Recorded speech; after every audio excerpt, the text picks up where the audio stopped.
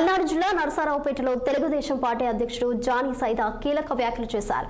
Johnny Saida రాష్ట్రంలో మొట్టమొదటిసారిగా విద్యుత్ ఛార్జీలను తగ్గించడం తమ ప్రభుత్వ యొక్క ఘనత అని పేర్కొన్నారు.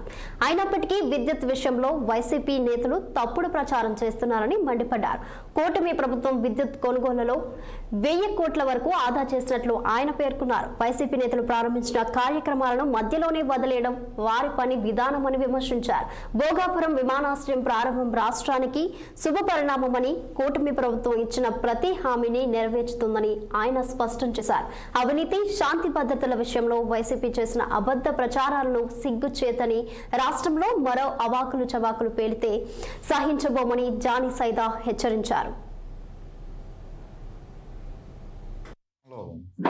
మొట్టమొదటిసారిగా నా ఊహ తెలిసిన తర్వాత, మీ అందరికి ఊహ తెలిసిన తర్వాత విద్యుత్ ఛార్జీలు పెరగడం తీసేసి తగ్గించడం అనేది ఈ కూటమి ప్రభుత్వంలో మనం అందరం చూసాం.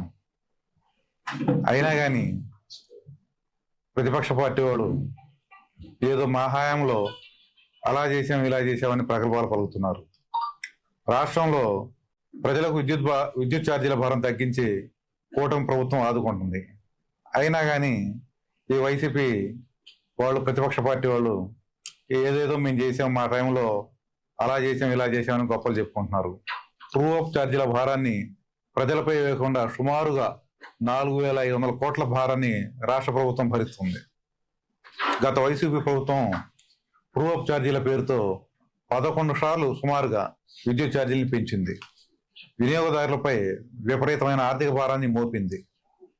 సీఎం చంద్రబాబు గారి కూటమి అధినేత, మన గౌరవ ముఖ్యమంత్రులు చంద్రబాబు గారి ఆధ్వర్యంలో కూటమి ప్రభుత్వం విద్యుత్ ఛార్జీలను తగ్గించి దాదాపుగా కొనుగోళ్లలో 1000 కోట్లను ఆదా చేసింది. ట్రూ అప్ ఛార్జీల భారాన్ని తగ్గించడం చేతగాని ప్రభుత్వ వైసీపీ విమర్శల పట్ల ప్రజలు చీత్కరించుకుంటున్నారు. కానీ 11 సార్లు విద్యుత్ ఛార్జీలు పెంచిన వైసీపీ విద్యుత్ అంశాలపై మాట్లాడే కనీస నైతిక అర్హత వైసీపీ ప్రభుత్వానికి లేదని నేను ఈ మీడియా ముఖంగా తెలియజేసుకుంటున్నాను. ట్రూ అప్ ఛార్జీల భారాన్ని తగ్గిస్తూ కూటమి ప్రభుత్వం తీసుకున్న నిర్ణయాన్ని ప్రజలు స్వాగతిస్తూ కూటమి ప్రభుత్వం తీసుకున్న ఈ నిర్ణయాన్ని హర్షధ్వానాలతో